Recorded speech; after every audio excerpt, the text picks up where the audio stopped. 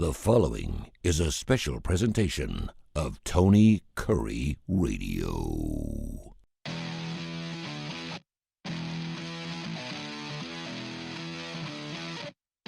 Hello everyone, welcome in Students of the Game. My name is Alex Baumann, and I was joined by my two co-hosts here, Oldenburg and Nathan Glidewell. Heavy NBA today as we're going to go through the NBA draft, some of the NBA award winners, some coaching changes around the league, and that'll wrap up the entire show for today. So let's hop into the NBA draft lottery. Happened this past Sunday on Mother's Day. Weird day to have the lottery. I guess it's not Wemby's lottery or Cooper Flagg's lottery, so there wasn't a lot of eyes on it. But it ended up being a pretty surprising outcome as the Atlanta Hawks ended up getting the number one overall pick, despite having a 3% chance to get that pick. And you had the Detroit Pistons, who I believe won 14 games last season, ended up with the 5th overall pick for the second straight year. I believe they're the only team to have the number one odds, ended up falling to the 5th pick ever, and they've done it twice. So the Detroit Pistons and their fans are not in a good place. If you know anybody that's a Detroit Pistons fan, I recommend checking on them because there's nothing good about that team right now. I know you have Kay Cunningham, but he can't stay on the floor. Monty Williams is the most overpaid head coach in the league. I mean, the front office is a joke. It's a rough scene for them. And I would say the same thing about the Atlanta Hawks, but they get the number one overall pick. And I know it's not the Wembanyama draft or the Cooper Flagg draft, but they get the number one overall pick to hopefully start either rebuilding or adding to the roster alongside Trae Young, DeJounte Murray, whoever ends up being there next season with the carousel of players they've been going through these past couple of years since that 2021 playoff run they went on. And just to point out, the Hawks won the lottery. This is the first time they've won the lottery, so good thing for them. Guys, looking at the Hawks winning the lottery, what do you think this means for them going forward? Because before this, people were saying, hey, it's probably going to be a full-on rebuild, or they're probably going to move one of Trae Young or DeJounte Murray. Do you think it's still the same thing, or do you think they draft somebody here and sort of try to contend next season with the current roster?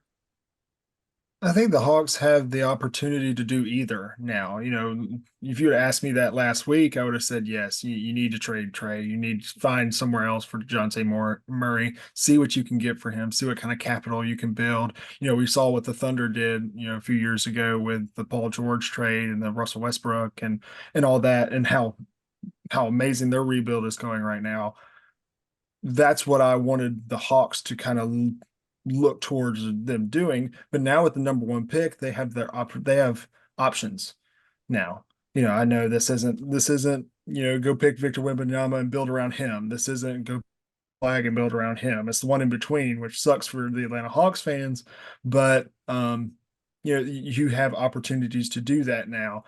So I think they go and attack needs at this point. I think it's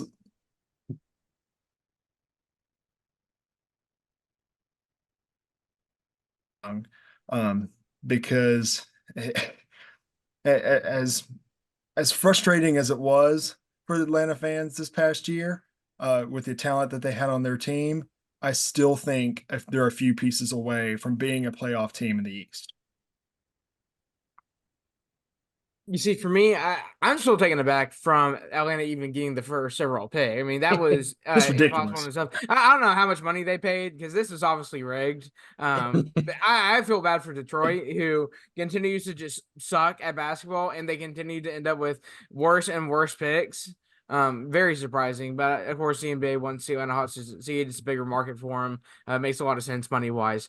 As far as number one overall picks go and where the Atlanta Hawks need to attack, like Gray said, they can go either way. They can go either direction, rebuild, or try to refurbish the team, refurbish the roster. In today's NBA, if you do not have good role players, you will not succeed. It doesn't matter who you pick. It doesn't matter who your stars are. They can do everything. But if your role players cannot knock down open shots consistently and play good defense, it's not going to matter at the end of the day. You look at the teams that are still in the playoffs and have success. Look at the Nuggets, who just won an NBA championship a year ago. Look at the Thunder right now. I know they're down the series, but look what they have. Look what they built around.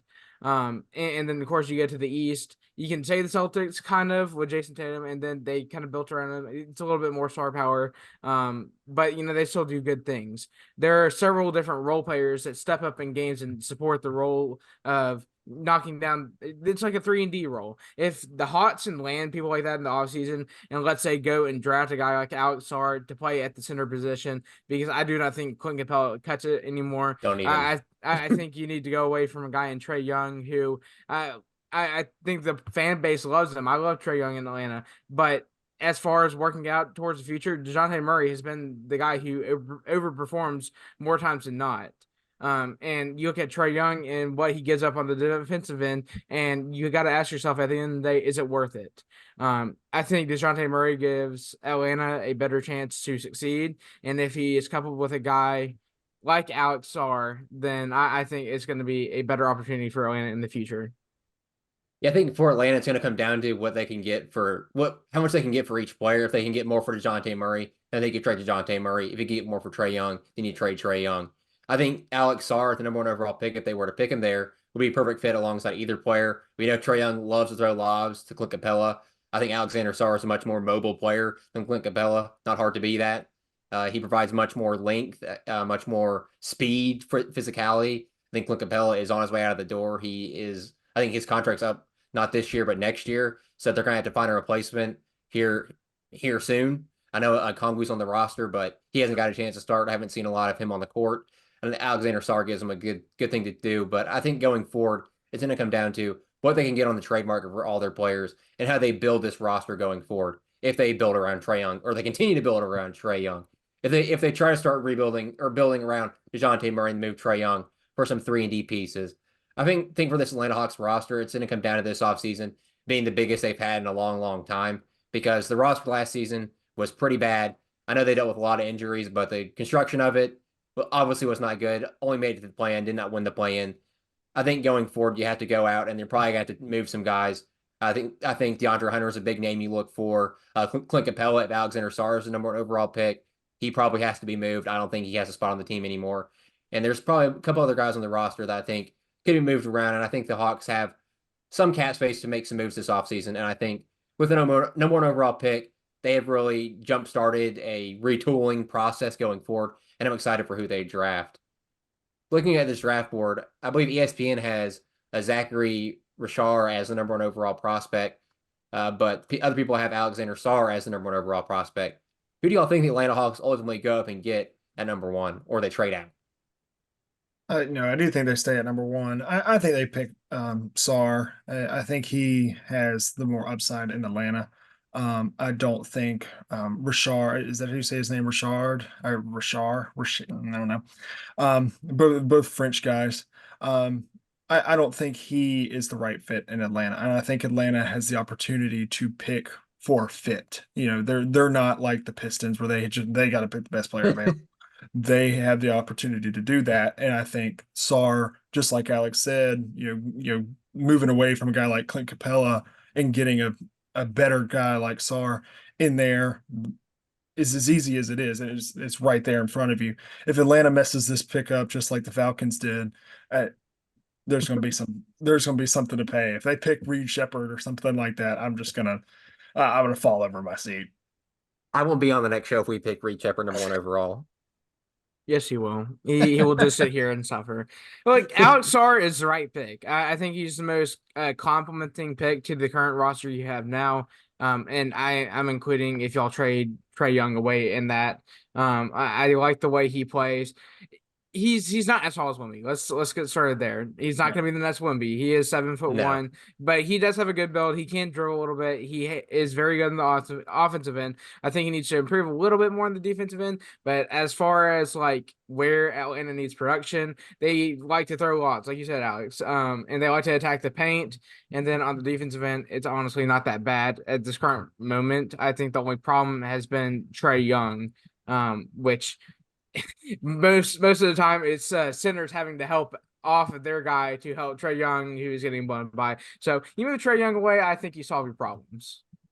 I think Alexander Sarr is a good mobile center to help Trae Young out if we don't trade him, much more than Clint Capella or Bruno Fernando was. Because watching those guys try to move around the paint made me just want to die. I mean, it was hard to watch them try to help Trae Young when they themselves couldn't even guard their own guy. So I think getting Alexander Sarr, more of a mobile big man, is going to be much more helpful if the Hawks end up keeping Trae on the defensive end. I think Okongwu is very similar to Alexander Sarr in that fact where they're very mobile, have long wingspans, and can somewhat space the floor and catch lobs Trae Young throws, or DeJounte Murray, whoever it ends up being at the point guard position. Great. Obviously, your Charlotte Hornets did not get the top pick you were hoping for, did fall to number 6. What are your thoughts on the Hornets falling that far, and who do you think they address at that 6th pick? It's incredibly frustrating. As somebody who the Hornets went up from their odds last year, went from the 4th odds to the number 2 pick, where they ended up picking Brandon Miller, to having the 3rd best odds and dropping to 6. It sucks, but I think the Hornets, unlike the Pistons, again, and like the Hawks, have opportunities to pick for fit instead of best available. And I think around that 5, 6, 7 spot, there are going to be some players who fit the Hornets' needs. Like a wing, a long wing, maybe come in and take over for Miles Bridges, or a guy that complements a guy like Grant Williams. Grant Williams is not a long wing. With that trade from when we traded away PJ Washington, getting Grant Williams, it changed the style of play when Grant is on the floor rather to PJ Washington. So I think getting a long wing, putting him alongside a guy like Brandon Miller, is something that the Hornets need to address. And I think right at that 6th spot, I think Matas Buzelis from the G League Ignite is the perfect pick for the Hornets. If he drops to 6, I will be happy with it, and we'll walk away with the 6th pick, even though that is not high enough for the season that the Hornets endured this year. Even with his injuries this past season with the G League Ignite, are you still wanting to get Buzelis? Because we've seen the Hornets and their draft picks struggle with injuries. You have LaMelo Ball, who cannot stay on the floor whatsoever. Mark Williams dealt with injuries last season. I mean, Brandon Miller seems like the lone guy y'all have drafted in the past couple of years to stay healthy for an entire season. Yeah, you're right. And that's the one thing that really leans me away from Buzelis, if there is one. He's got tremendous upside. It's 6'10" guard, basically, who can move and score in the post as well. He can do anything on the offensive end, and also very, very good on the defensive end. But his injuries, just like you said, Alex, the Hornets blew up this past year when everybody got hurt. When Mark Williams went out, when LaMelo Ball went out, when Gordon Hayward went out, it was just everything went downhill. The Hornets were tied for the 4 seed in the East at 22, 23 games into the season when everybody was healthy.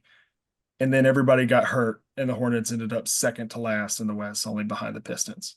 So it's all about injuries. And if there's a guy that proves to me that maybe he can stay healthy, maybe a guy like Stephon Castler or Dalton Connect at that 6th spot, I think if Buzelis is there, he's got the better upside, so you pick him. But both of those guys I would be fine with as well, to fill a need that the Hornets have. David, flipping over to the Oklahoma City Thunder here, they get the 12th overall pick. They've had some success in the past drafting at that spot. They got Jalen Williams, who's been a major contributor this playoff run, and they drafted Steven Adams, who's one of your favorite players. What was that, 10 years ago, something like that? A long time ago, but they did find success with his 12th overall pick selection as well. So who do you think the Thunder get here at 12 to help address this team, who is contending for an NBA championship, but with the trades they've made in the past, to have a lottery pick still? Number 1, you didn't bring up the most important 12th overall selection by the Thunder, Mr. Thunder basketball, Nick Collison. He is in the Raptors, Alex. I expect you to know that. But at the 12th overall spot, I've looked at several prospects. Of course, I think our biggest need to address is we need help on the boards badly. I'm not gonna sit here and say Chet's doing a terrible job, but he needs help. He's been a fantastic rim protector. But when you're in the air having to block shots, you're going to need someone on the backside to help you out on the boards. And unfortunately, we just don't have the height to deal with that right now. I think Jay Will has provided a lot of help off the bench. But then again, he does struggle at times on defense just because he is a smaller defender. And then I look at the rest of the roster. It might be beneficial to replace a guy in Josh Giddey with another versatile wing. Who defends better. Josh Giddey gets picked apart on the defensive end, and he does not produce enough on the offensive end to warrant him starting anymore, which I think the Josh Giddey experiment is coming to an end here soon. unfortunately, even though I've liked his time in OKC with the rebuild. And I look at a guy like Cody Williams, of course, J-Dub's brother, coincidentally. He plays fantastic defense. I like the way he works in the offensive end. I think he'd slide right in, and the chemistry would just kind of mesh together with the rest of the roster. And I think that's major concerns with whoever anyone else drafts in the offseason. How do they mesh with the rest of the team? And for such a young Thunder roster, a guy like Cody Williams to slide right in there and get on with everyone, especially because his brother's already on the team. And then you look at possible centers. I think Donovan Clingan could be could be an answer. He can't shoot is the thing. The three ball is not there, and that's the biggest worry for me. This is not college basketball. You can't just expect to sit in the paint and post score the entire time. You can't be Zach Rudy Edey. Gobert. You can't be Zach Edey. You can't be all these guys. You're gonna have to develop some sort of outside shot. So if we waste a 12th overall selection on a guy like that, how can we get him towards shooting? Look, I love the Steven Adams era in OKC, but the main thing that I was always concerned with was the fact that he struggled to space the floor sometimes because he didn't have that shooting aspect.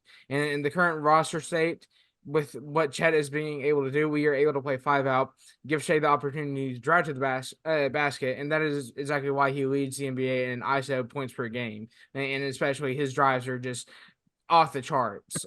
So he has off the charts success, and that has basically been the Thunder offense. So you got to think about spacing, number one, and then fit and chemistry. So I think obviously I would go with Cody Williams, but I honestly expect him to be taken higher off the board. So maybe we work out some kind of trade with someone else. We definitely have the tools to accomplish that. But you don't want to also get in the moment where you're overpaying for stuff and put yourself in a bad situation. So you just got to be cognizant of what you're doing. Yeah, I want to point out somebody to you, Nathan. Khalil Ware, I know he was rumored to come to Alabama last offseason, ended up going to Indiana. He almost averaged a double-double, 15.9 points, 9.9 rebounds. But he is a pretty good three-point shooter, shot above 40% last year, shot about 1-3 a game, so he's not going to come out there and be Steph Curry or anything like that. But I don't think as a center for the Oklahoma City Thunder, you're expected to get out there and shoot 15 threes, 8 threes a game. You're expected to go out there and space the floor like you mentioned, like Chet does. And I think Ware might be an option that the Thunder look for as that stretch big to play behind Chet or maybe play alongside him to give them another rim protector. Because as you mentioned, Joe Williams does struggle at times to protect the rim when he comes in relief of Chet, but he does shoot the three ball. He does. I think he does a fantastic job at spacing the floor as well, and that's why he plays so many minutes throughout the game, even while being smaller. But yeah, I see what you're talking about there. But I'm gonna leave it up to Sam Presti because obviously he's the wizard. He knows what he's doing. He is always at least 5 steps ahead of any other GM in the league. Yeah, I mean, we all clown him for the Derek Lively, Casey Wallace trade, and look what that's doing. I mean, Casey Wallace might be the starting shooting guard next year the way Josh Giddey's looking. So, as you said, don't question Sam Presti. He knows what he's doing. I mean, Jalen Williams got him 12th overall, and everybody was like, who is this? And look at him now. Mm-hmm. Are moving on to the award winners from this past season in the NBA. You had the MVP go to Nikola Jokic. Nathan, I'm going to let you take the floor here because you have a horse in the race with Shai not getting the award. What are your thoughts on Jokic getting his third MVP in the last 4 seasons? Yeah, first of all, congratulations to Jokic. I'm not going to sit here and say he didn't deserve it because obviously you look at his numbers, you look at his stats, what he's able to do, where he led his team to. I think he did a fantastic job this season, and he continues to do an outstanding job on the court and surprise so many people. I really think Shai got snubbed, and I know this award is not a team accolade, but you look at where the Thunder were a year ago. We were the 10th seed in the play-in, didn't make it out of the play-in, really struggled in several different areas, and Shai kind of willed the team to that point, just going from wherever we were a few years ago to getting to that 10th spot. And then you come to this offseason, we don't do a whole lot to improve the roster. We do things here and there. Of course, drafting Casey Wallace is big. But, for the most part, the roster stayed the same. We did get Chet back, which was huge. But the way Shai was able to lead the team this year, it felt like he just took full control of the reins and just was the leader everyone expected him to be. And you look at this Thunder team, who is the second youngest in the NBA, jump up to the first overall seed, while Shai has these outstanding stats. He shared the sealed points per game, steals per game title with De'Aaron Fox. I think that's another huge thing, that he's a two-way player. I think that's another thing that benefits him. Averaged 30 points per game, 5.5 rebounds, 6.2 assists, very efficient shooting. I thought he did a fantastic job, and I really thought that he deserved it, especially the way he led such a young team. And then you look at them now, and they're still having some really good playoff success when people obviously doubted where they were going to be just because of the lack of experience. So I think overall Shai probably deserved it more, but I'm not upset that Jokic won. I think that was another great choice. I'm glad that Luka didn't win it. I don't think Luka deserved it at all. I think he plays one side of the court, and that is shown basically all season long. I look at the Mavs and where they had been for the past few years, and they just kind of been that middle of the pack team in the West that hasn't been able to make that next step. Maybe they do it against us in this playoff series, and then we're down 2-1. We have a game tonight. I don't know. I don't know if it's going to happen, but Luka has a lot more help than what Shai does. He has Kyrie Irving, who is will probably be a first ballot Hall of Famer. So Luka has no excuses. Great. You look at the award voting results, and I think I'm a little bit surprised considering it was much more of a lopsided win for Jokic than I expected. I mean, it felt like it was more down to the wire at the end of the season, but looking at it, Jokic got 79 first place votes and Shai got 15. Do you agree with Jokic getting that much votes over Shai, considering Not they at both all. finished with the same record? Not at all. Especially with the point that Nathan just made of the step that the Thunder took compared to the step that the Nuggets took. They won the NBA championship last year. They were dominant in the playoffs last year. He won the MVP last year. He didn't take a step. Now, again, just like Nathan said, this is not a knock on Nikola Jokic. He was fantastic. He's the best big in the league. He's one of the best bigs we've seen in a long time, especially at some of the things that he does, like his passing, like his feet, and like his moves in the post, and his ability to knock down the three, and all these sort of things. He's a true unicorn as a player, and he deserves it. But Shai should have been the MVP. I mean, what does MVP stand for? Most valuable player. I know Nikola Jokic is a unbelievably valuable player, but Shai took a team who was 10th in the West last year, and they're the number one overall seed because of him. He averaged 30 a game, over 5 rebounds, over 6 assists. Just like Nathan said, 2 steals. He plays both sides of the court, unlike Doncic. I don't get this one, and I especially, just to your point there, Alex, I especially don't get how it was so lopsided. You know, we've seen lopsided, MVP votings. We've seen really, really close ones. I thought this one was going to be very, very close. I thought it would be a 3-way race because, Luka's going to wow a bunch of people with his points and his assists, his ability on the offensive end. Shai deserves it. Jokic is going to be up there because of what he's done the past 4 years. He deserves to be up there. I thought it would be really, really close, and I was excited to see the race when the voting results came out. I was like, all right, that is not what I was expecting. Yeah, talking about another lopsided race here. Defensive Player of the Year goes to Rudy Gobert. Seems like we just don't know who's Defensive Player of the Year anymore, and we just default button Rudy Gobert, and he ends up winning with 72 first place votes compared to Wembanyama's 19. After watching Rudy Gobert, especially this playoff run with the Minnesota Timberwolves, and the fact he missed a game when they still played, I think, even better defense than when he was there, do you think Rudy Gobert should be one of the 3 players to have 4 Defensive Player of the Years? No. Yes, he's an outstanding rim protector. He's 7'1". I would be an outstanding rim protector if I was 7'1". He's very good, and he also is very good. A lot of people don't mention the fact that when you blocking shots isn't just being tall and long. It's about timing, and it's about the right hand and all those sort of things. He's very good at that. I don't even know if I would call him the best in the league at that, though. Wembanyama? But we're gonna act like one of those guards or forwards isn't the best defensive player of the year. They're the ones guarding the guys. Gobert's standing in the lane waiting for the guys to throw it at his hand. How is Drew Holiday not higher on this list? How is Herb Jones not higher on this list? How is Lou Dort not higher on this list? That's ridiculous. That's ridiculous. The defensive player of the year always goes to a big man because of the block numbers, because he gets a lot of blocks, and that's a defensive stat.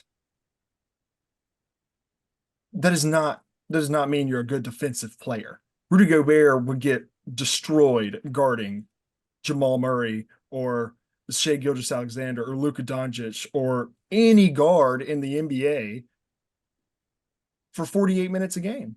He would get destroyed. You know who wouldn't? Lou Dort, Herb Jones, Drew Holiday, those guys. They do it every game. That's ridiculous. Yeah, it's been a very big man sided award for a while now. First of all, there was a big man to win it. It should have been Wemby. Wemby had far better stats than what Gobert was able to do. I think Gobert got benefit of that because he's won it already and because he's on a more defensive team that's had way more success this year. It's crazy how team success plays into that award, but not the rest. But we move on from that. As far as like guards go, I mean, you can make a very good argument for Shai, who led the league, I mean, he shared the title with De'Aaron Fox for leading in steals per game, which is a very impressive thing to do, especially when your offensive output is that big. But then you also mentioned guys like Herb Jones and Lou Dort and Drew Holiday, these guys who are consistently guarding a team's number one option and are having success. I mean, I think you look at Herb and what he's been able to do in the past few seasons for New Orleans, constant blocks, I mean, steals on ball. He plays great on the perimeter and he plays great on the inside too. There's not a flaw really to his defensive game. And yet, I don't know how many times he's made a all defensive team. I think he made like the third team once. I don't even know if he's made a first team yet. And he doesn't get any love for defensive player of the year. And everyone continues to say, hey, look at this, look at what he's able to do. He has all these defensive highlights, and yet you come down to award season and you don't hear a peep from people like that. So I just want it to be consistent. I want guards to have a chance to win this award too. Because while big men do have a very, very hard job to block shots and rim protect and things like that, guards have a tremendous time having to get through screens, having to deal with these different game plans that are specifically made for them in mind so that the first overall option on any team can score. I think that's a way harder opportunity for those players to have, and they need to be rewarded for it. Moving on to the Rookie of the Year, I think it's no surprise that Wembanyama wins Rookie of the Year over Chet Holmgren, ends up getting all 99 first place votes, and becomes the first unanimous Rookie of the Year winner since Karl-Anthony Towns did it in 2015, 2016. I don't think we're going to have any disagreement between anybody here. I know Nathan's a Chet Holmgren Thunder fan, but I think we can all agree that Wembanyama, the season he had, there's no argument. For sure. So moving on to the most improved player here, Tyrese Maxey ends up beating out Kobe White for this win here. When we look at Kobe White's jumping points, he averaged 9.7 last season, but now he's up to a career high 19.1 points this season. So he almost has a 10-point increase between the seasons. You look at Maxey, he had a 5.6 point per game increase. I know Maxey was an all-star, guys, but looking at what Kobe White had to deal with this entire season with the tumultuous Lonzo Ball saga that the Chicago Bulls have been through and the Zach LaVine issues, do y'all think Kobe White should have got the award over somebody like Tyrese Maxey? We kind of expected to be good this year, but for Kobe White, we were kind of iffy on. Yeah, it seems like Kobe White's taken the next step that the Bulls wanted him to take after they drafted him from out of North Carolina. It looked like Kobe White. This looks like Kobe White from North Carolina that I watched all season while he was a Tar Heel. Yeah, I do think so. It seems like team success was also counted in this award as well outside the NBA. But yeah, I mean, I think this is completely based on Philadelphia was better than Chicago, and that wasn't closed. But I don't think that had anything to do between Tyrese Maxey and Kobe White. If we're going to make these individual awards, make them individual awards, and look at the individual. Because we got team awards. If you want to win a team award, go win a damn championship.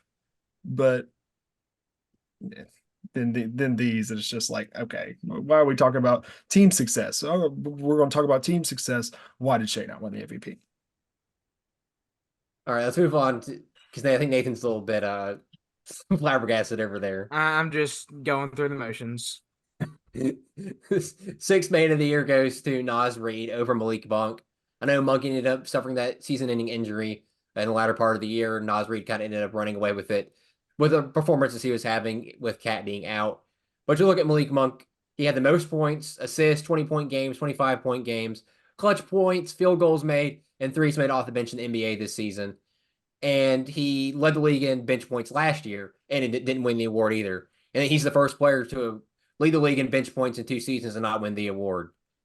So do y'all think Malik Monk got snubbed again, or do you think with his injury, Naz Reid deserved this award? Yeah, Monk got snubbed. Hey, what did I just say? Team success. Minnesota was better than Sacramento. That's an easy it's an easy answer. Why are we making these individual awards? Malik Monk was better than Naz Reid in every sort of aspect you could think of outside of rebounds. Because Naz Reid is 6'10", and Malik Monk's a shooting guard. Come on. This is getting ridiculous. Any thoughts on it, Nathan? Yeah, I'd have to agree. I think the injury to Malik Monk played a big part in this and the decision. That and the fact that Naz Reid has a huge cult following on social media. I think No reason. I don't even know why. I don't know where it came from, but it I happened. think he was part of Jelly Fam back then, wasn't he? I With don't Javon even Putterly and know. all them I people. don't even know. The dude went to LSU. Who cares? Oh man. But Malik Monk definitely had an outstanding season. I think the fact that he got hurt, I think the way that Sacramento kind of took I wouldn't even say they did worse this year. They just had to play in a more competitive West, and they didn't get the high seed that they wanted.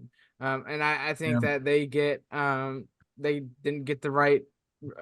I don't know, man. I sit here and talk about team success. This is all we talk about, but then you go back to them. Yeah, I'm done. I'm done with this. Well, talking about team success, this last award we're going to go over is Coach of the Year goes to the Thunder coach, Mark Daigneault. He ends up taking 89 of the 99 first place votes. Coming in second was Orlando Magic's Jamal Mosley. I don't think there's any, once again, no argument with this award winner being Mark Daigneault. Nathan went over what the Thunder did with the Shai discussion about how they went from not even winning the play-in game to being the first overall seed in a very tough Western Conference. And I think a lot of that goes to Mark Daigneault and the way he coaches and the way he's built this roster with Sam Presti's help. So I don't think there's any argument here between anybody with Daigneault winning the award over somebody like Mosley. Not at all. What the Thunder did this year, this is an easy decision, and this is the one individual award where I'm like, yes, team success, it needs to play the biggest factor, and it's the coach, and this one's a no-brainer. Let's move on to these final two coaching changes that have happened thus far. We're still waiting on the Lakers news, but starting with the Charlotte Hornets, they hire Boston Celtics lead assistant Charles Lee to be the team's next head coach. Gray, do you think the Hornets made the right decision here, hiring Lee over some of the other candidates? Well, I think that's the big kicker right there over some of the other candidates, because just watching this coaching search, which did take a long time, it seemed like the new owners really took their time with this one. They wanted to get this one right. Steve Clifford coming back, I was not excited about ever. It never got me going, really. Steve Clifford's had incredible success at the Hornets.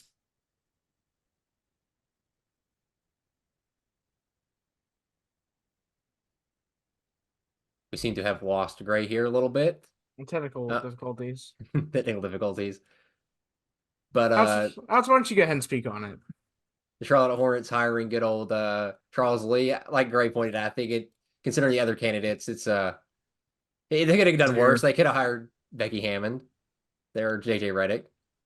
God. Yeah. No, he's back from his technical difficulties. Okay, yeah, the technical difficulties, that was a little bad. It's like the Hornets when they hire a head coach, they have technical difficulties too.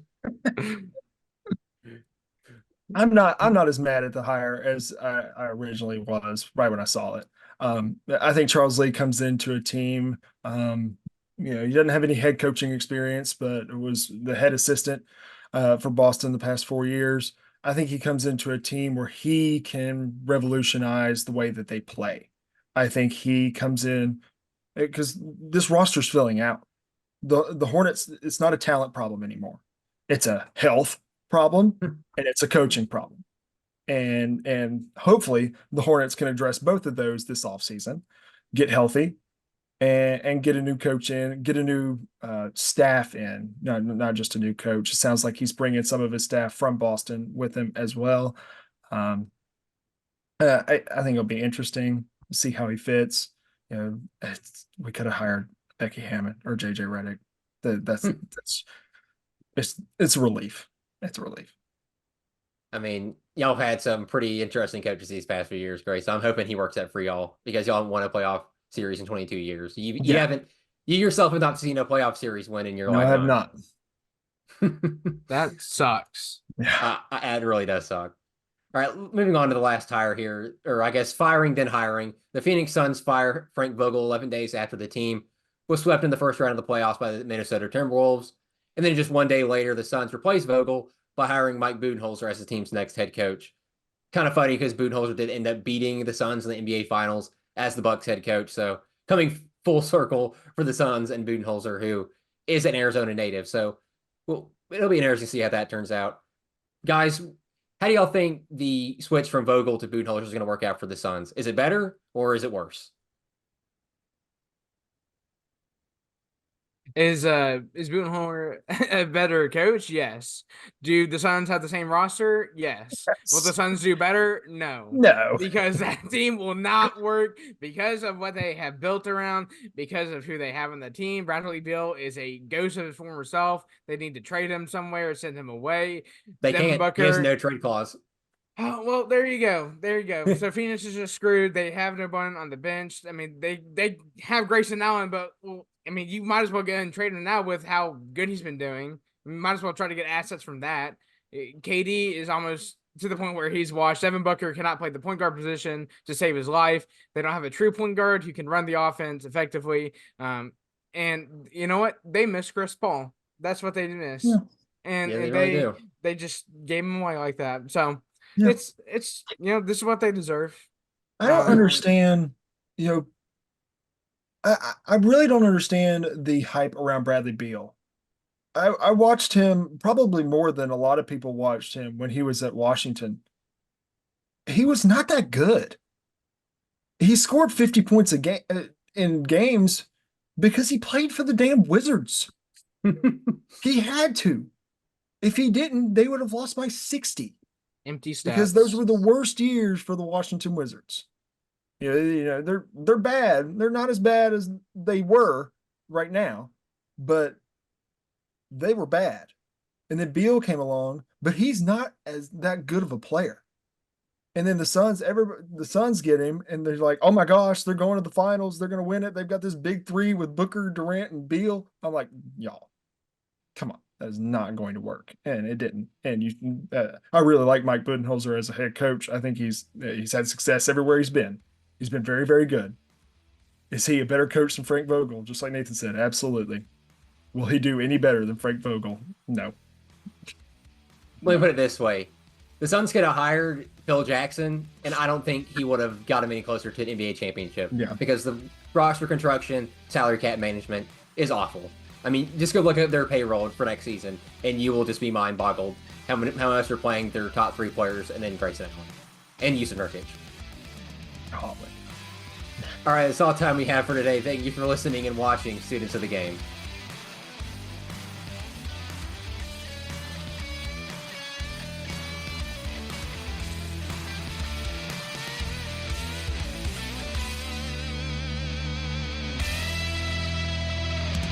This has been a special presentation of Tony Curry Radio.